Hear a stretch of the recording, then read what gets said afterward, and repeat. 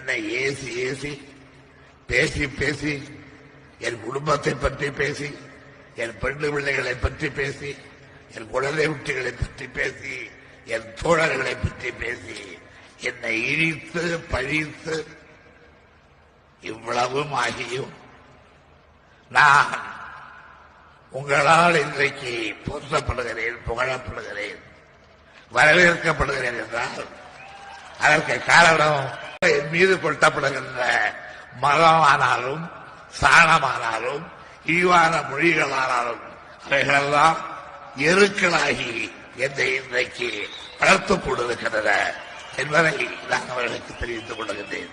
எதிரிகளே, மாற்றுக் கட்சி நண்பர்களே, நன்றாக திட்டுங்கள். அவைகளை நான் எருவாக்கிக் கொள்ளுகின்றேன். நன்றாக வசைபாடுங்கள். நான் அவைகள் என்னை வளர்ப்பதற்கு ஏற்ற உரமாக